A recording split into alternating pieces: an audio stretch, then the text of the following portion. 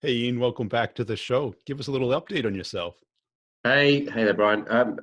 Well, progress with the same business. We're in cloud telephony, which makes to what's happening today in the world with business continuity awareness very interesting for us. And I continue to be actively involved in things like the Association of Professional Sales, Institute of Sales Management, and actively producing content and continuing to learn. And interesting, the big change, I guess, is I've got a new sales coach in for me and my team, and we're learning a lot. And I think the big thing has opened my eyes to that, even having been in sales an awfully long time, boy, have I learned a lot in the last 3 or 4 months from this individual. Yeah. That is disrupting the way I think about selling fully, and it works. We've been using some of the techniques. We're a white belt to his black belt is his description. But even the white belt little learnings we've had, my team is enjoying learning, and it's enthusing them to do something new and make it exciting and passionate. But also we're learning techniques that work in today's selling environment. And you fall into that. I thought I knew it all. So right now it's great because we're learning a lot. And I think we all are going to learn a lot over the current period as we record this, with the coronavirus just taking full impact and we're all working remotely, as to what contingency does that bring upon us as individuals and across our business. Yeah. Now, I guess in the UK, you guys weren't as affected from 9/11 as we were in the US, but it has that feeling for me because I was less than 3 miles from the Pentagon that day. Right. And I kind of had this, I still had the meeting, and my boss goes, "You had the meeting?" I go, "I didn't know what was going on." You Yeah. know, Yeah. my SDR, who was with me that day, lives in Lower Manhattan, and he had seen the video. And I thought it was just a small prop plane, but it has a similar feeling where people just shut down instead of engage with other people. Well, I can't context that experience, but right now for me, it's the realization that this is going to have the initial thing we've all got to consider is obviously people dying and the health, and respect that. But this has a realization of the true impact it's going to have on business, particularly the average business, which is smaller, and how it's highlighted for me how different verticals are affected in a different way, right? So in technology sales, we're still can talk to people. We've got all the technology ready and we're up and running, and I'm on my desk phone at home. It just all works because it's the world we live in. But if you're a restaurateur or if you're in travel, what's the impact on your revenue stream? A cloud-based business, your existing revenue stream continues, excepting for companies that go out of business and can't continue to pay you. But it's a subscription model. Yeah. But what about those businesses which potentially are going to be industries that are going to be decimated by this? The airlines, travel, restaurants, what is the contingency? How much can they recover? What consolidation of market are we going to see following this? What's the knock-on effect? What if you're a stationary company providing 2 or 3 of the big travel companies as your core customers, and 80% of your revenue is about to stop? There's a knock-on effect through the supply chain as well. And for salespeople, I think the challenge is right now is to stay positive, but it's going to affect pipeline. Deals are going to be delayed. They're going to stop because budgets are put on hold. What do you do about it? How do you behave? Working remotely may be something that you're more familiar with than the average worker in your business, but that's typically a day here, day there, and the rest of the world hasn't gone home. So your customers, your prospects are at home. How do you behave now? Because you still need to look at the other side of when we come out of this, at continuing to do business and revenue for your own business. So I think there's 50 questions that no one's had to deal with before. And we're all trying to figure out quickly how you best adjust and execute in that market. And what are you coaching your reps to do? So we part of it, and I'll try not to do an advert here, but part of it is we were ready. We run a breadth of cloud-based technologies, and our own telephony platform, which is what we build and sell to customers, is ready to go with this. So right now I could take a call with a customer who says, can I speak to finance? I can see who from finance is online, who's at lunch, and I'm sat at home on my PC, just as if I was in the office. It makes no difference. The physicality makes zero difference. So we're operational on support everything today. So it hasn't had that impact. More for me is how do we now adjust that? Our lead flow, for example, has gone. All the events. Tell me an event that's still happening. Worldwide events, sporting events and places like Disneyland that you would never have considered would close, except in the apocalypse, have closed. Everything is shut. So there's no events to go to. There's no all the key events that you had nurtured and discovered. That was the key event for us. That one works. That one doesn't. Great. We know. But if it isn't happening, it's irrelevant. And I see a lot of them going online. How effective is that? We're yet to see, but it's certainly not going to be as effective as doing a show where people always come to it and you engage and you meet them personally and you build rapport. So you got to. It's difficult. So what we've done is everyone's remote. My team, and I'm proud of my team that they are hopefully well coached and mentored, right? But they're doing their own daily huddles together. I've got a web call with them tomorrow, and the technology facilitates this. And we're keeping everything moving. They've just come up with produced some video content themselves today. So they're not just waiting for marketing. And I think this is an important point for any salespeople there. They're not waiting and leaving the responsibility to everyone else. They're getting their hands dirty, talking together and pushing the business of, look, here's what we've created. We've done some stuff ourselves, but here's what we need. And can you help with this? And they've driven another call I've got later on this afternoon with, look, we've got a load of ideas. We had a call this morning. We want you and the CMO on the call. So they're not waiting for it to be handed to them, whilst myself and our sales leadership and our marketing leadership are all figuring things out. About how we create content, how do we do things differently. So webinars, I'm in our video production studio company tomorrow producing some video blogs. I'm writing some blog material now. They've come up with some videos to how do you adjust and how do you do it rapidly and get going that you're being productive, be it on different things. How do you reach customers? What you don't want to do is inundate them with emails. You've got to be cognizant that they're going through the same thing you're going through. I've just had a prospective client we've been engaged with for quite a while come back to me literally before I jumped on this call with an apology to get back to you, but you know why? But let's set up a call for 4 weeks' time. And I respect the fact he's come back to me, but you can't be chasing every day. It's a different agenda now for people. Yeah. What's going on in their business? You don't know. You don't know if they're now in survival mode, if they're going to have to let employees go, what struggles they're going through and purely being able to work from home. And I'd argue some of it because they haven't got our system yet. They delayed buying, right? So it might have been a bit of a help if they'd gone quicker. But But right now, we've all got to be respectful of each other's challenges because this is an unprecedented experience. And I got to tell you, today I had 2 cancellations, and I got to tell you how off. And these are both. One, a CMO of a $1 billion company, and the other one, a CRO of a high-tech, SaaS-based communication platform. And they said, well, we've got too much going on right now. I replied back, I go, do you realize you will reach more sales leaders and salespeople in 30 minutes than your whole team will in 1 year? Yeah. And they go, I'm still busy. Yeah. Busy doing stuff that doesn't work. This is what people don't get, is that this has been going on for 10 years. Yeah, and well, there's life after it, right? Let's hope there is. That's a bad phrase with people taking it medically ill, right? But the business should continue afterwards, and you can't ignore that fact. We are going to experience a time of challenge. Is the next quarter for businesses going to be devastating? For some, it will put them out of business. But if you're not looking at how do you come out of this at the other end, what tactics, and it is tactics, I think now, not strategies. You haven't got time for strategies. What tactics can you execute on right now, like you just described, that will help mitigate the damage that this is going to do, an impact it's going to have to your business?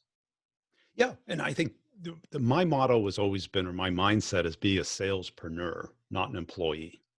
And too many people fall into the employee. They don't have their own hardware, their own SaaS software, their own version of their CRM. They haven't been, connecting on LinkedIn, the things that you and I have been talking about for years. Yeah. and all of a sudden that they don't know what to do. But you know, you have a good 2 to 4 to 6 weeks of planning, research, connecting up with people. And last week was my best week ever, because I was telling my audience, this is the time to educate, to become great at your Yeah. skills. Yeah, I just did, funny enough, I just did a webinar yesterday for the Association of Professional Sales on personal brand, which was booked ages ago, but yet incredibly well attended, and the engagement I've had since, I absolutely agree with you. I haven't even accepted all the LinkedIn connections yet, and fantastic event and endorsements from it, because this has highlighted the importance of digital engagement and selling techniques, because you're not going to get someone on the phone because they're not even at their desk. Unless you already know their mobile number, how are you going to reach them? Right. And do they want to hear your pitch? If they don't know, like, and trust you, do they really think you care about them? Yeah, yeah, But exactly, if, exactly. if you've had even a cursory relationship Yeah, online, helping each other out, you got and to. yeah, and for many, this is going to be an opportunist time. Now, not to take it the wrong way, but depending what your product or service is, customers are going to need you even more, and they're going to need to hone their supply chain, and they're going to need to be more effective, and people are going to be looking for salespeople who I'm not saying knew what to do in this situation, because who knows what to do, but have learned what to do during this period. You've got, as you say, a 4 to 6 week. We're hearing rumours in the UK where the lockdown might be 12 weeks, but there's so many rumours about this thing and Well, misinformation, as we've seen online. Who knows? But but the game's whatever been it's played. been, China's it's already open. Taiwan's yeah, open again. And just yeah, look at the curve. And they yeah. So, weren't but as whatever it is, prepared. it's not a couple of days. No. What do you do? And if your salespeople don't know what to do now, you haven't talked to them about social selling, their personal brand, and all the stuff that's been existing for years. If you're reliant on phoning them, well, you can phone as many companies as you want, but you're going to, most of them, because they haven't got business continuity, you're not going to get through, because the phone's going to ring out. And I've already experienced it. I've been test trying, because what we work in is cloud telephony. I've been test calling a few businesses and seeing what happens with a contact center. And it's interesting proof point that their technology is not ready to support remote working at this level. It's, if one individual is, that's great, but that's their choice. When it's imposed upon them, I'm getting calls that are going into dead ends. I'm getting calls that are, sorry, we're just not available, basically, because we've got nowhere routing calls anywhere. So, great, at least they've put a message on to tell me. But what do? I'll go online. And some of them, I'm finding their online presence then doesn't help, because there's no chat, there's no tools to do it. You literally are in a dead end. Right. And it makes the people who are touting building your online presence, your online network, that know, like, and trust digitally, now it scales instead of Yeah, trying to wait. And the people, I've been talking about texting and cell phone exchange as fast as possible. yeah, yeah. And the challenge I think you've got with sales leaders right now in sales is productivity. What is happening? I think technology is part of this. Technology today, as we're doing right now with this across the world, it's there. Bandwidth is there, although there may be some challenges. Watching online, interestingly, some of the conversations around the challenges that the bandwidth may have, with everyone streaming Netflix HD because the kids are at home, and it's not just, you may not be doing it, but if everyone else in your neighborhood is, it eats into the shared bandwidth that you're on. You don't have a dedicated pipe, unfortunately, and people don't often realize this. So that has, I haven't seen any impact. We're not seeing it here yet, but is that going to impact? But have you also, with all of your staff, got a behavioral aspect and a process aspect? It's a multiple thing. People, process, technology again. It's all of those have got to line up. If you've got the tech but people don't know how to use it because they've never worked from home, it's going to fail. If you haven't got the process underlying the tech, it's going to fail. Ideally, what you want is the customer engagement continues and it's transparent to them. I think customers in this instance are going to be a little bit more understanding of a dog barking in the background or a noise than they would be under any other circumstance, because they know it's been forced upon us all. But you really ideally want the perfect, for me, I'd want to call someone, speak to them, have them transfer me to someone else in their business, and be asking them, are you all still in the office? No, no, no, we're all at home. But not to, but to feel like they're all still in the office and not know any different is the panacea that you should be looking for. Yeah. It's crazy. I've been working from home for good 15 plus years. And I was always a remote rep. And I got to the point where it's like, why am I going to an office? There's only one other person from the company there. And we have a need to talk for maybe 20 minutes a day. Now, let's go back to the sales coaching because I really Sure. liked that and Yeah. what you got out of it. What were some of the major epiphanies? Yeah. So, I mean, it's interesting. I've been, so I guess we all go through BANT, Scotsman, Spin, TAS, and keep going and going and going. There's methodologies, which as a format, I don't have an issue with. Budget's relevant, authority, all those things are relevant. But I think those methods are used in too formulaic a fashion. And what this individual has done in coming in, there isn't a method. It's all about, and what we're learning, we're at the early stages of learning, is it's all about the verbiage you use to engage and the patterns used. And the first thing he took us through is how, as salespeople, the buyer typically sees us all pretty much the same. We behave very similarly, so it's very difficult to stand out or to not follow the customer's process. And that's what we do, right? Is the customer will have, we say, well, what's your buying process?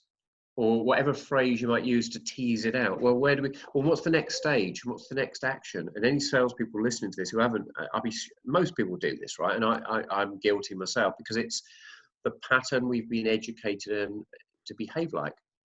And what we're learning is about how to disrupt and change that process. As, why do you just follow the process? Okay, well, and this individual challenges us those questions where you have to explain yourself, and it's, well, because, and then you start, even when you hear the question, you start thinking, that's a good point. How do I defend now to a sales coach why I follow the customer's exact process? What do you do? Say, because they're the customer. Well, that's not right. Hang on a minute. I've got value in it. And you start questioning your own piece. And it's been an eye-opener to the bad habits that we thought were good habits. And we've had, I've led lots of teams, and I've got a successful place right now where we've grown year on year. Last year was the most successful year, et cetera, et cetera. So we're not failing. It's how do we execute better? It's what don't, and for me, it was, I don't know what I don't know. And I got this individual in with a recommendation and thought, well, we're going to hear a few new bits and bobs. And that's great. If I learn 5% more than I had, that's great. And then by the first lunchtime, my whole team and myself were sat there sort of goggle-eyed of, uh-oh, where we thought we were at this level, we've just gone back to this, even though we're quite experienced. We need to rethink an awful lot of things about how we talk to customers, how we engage, the questions we ask, the process we take. And we've been using them already ever since. But we're still at the basic level. We've got a lot to learn. We've got 2-3 more days in the next quarter. We're investing in our team to do this. And I'd recommend to anyone, I've been told before, not where I am now, but well, Ian, you've been doing this a long time. You've got a successful track record. Why do you need someone external?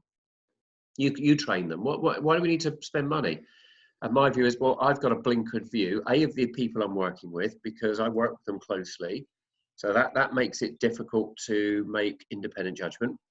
And I've only got the experience of the track I've been on. And whilst that's been successful, I don't know what I don't know. Right. And this individual's come in and thrown loads of things on there that I've never come across.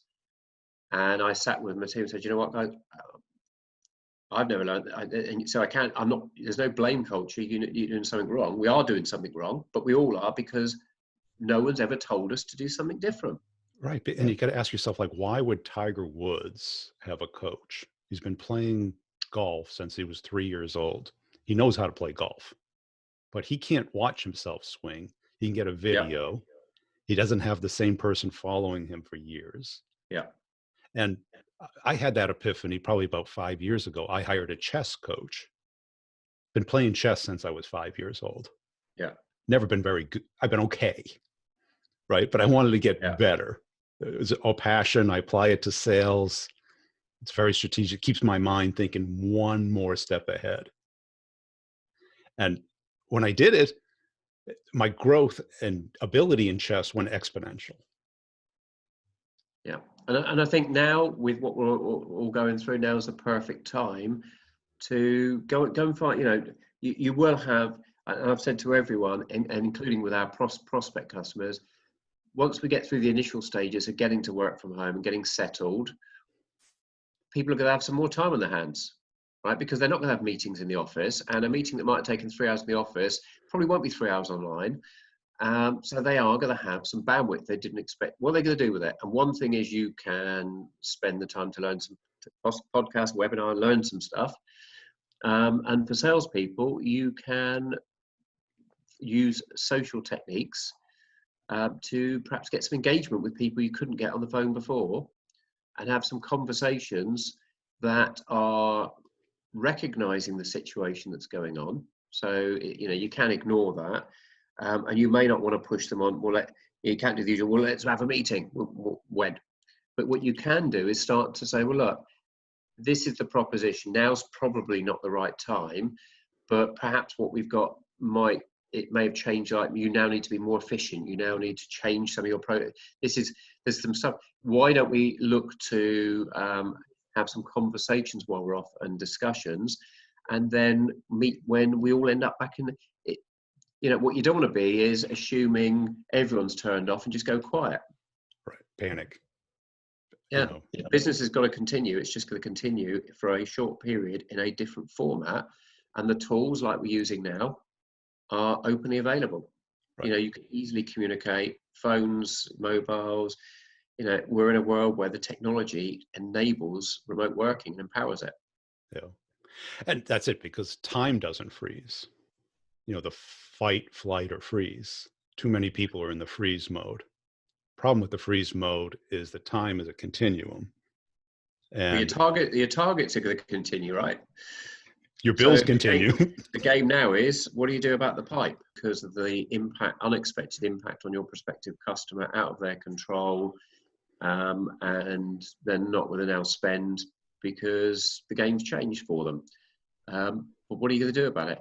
And you've got some choices. You stick your head in the sand and hope and pray. You give up and run around in despair, or you hunker down and figure out it's going to be hard.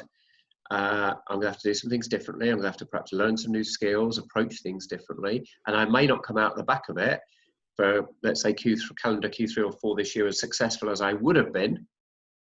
But I'm not going to just give up and let myself be as low as I could be. I'm going to try and recover whatever I can recover. And that's, I think, the only thing any good salesperson can do is dig in, dig deep, work harder. I've said to my team, we now need to work 3 times harder to even stand still. Yeah, great. Hey, this has been a fun conversation. Where can people go to follow you? Sure. Well, as usual, hopefully I've made it easy. 2 key places, ianmoyse.co.uk and ianmoyse.cloud will take you to my main 2 social accounts. So please do engage and follow my content there. Thank you.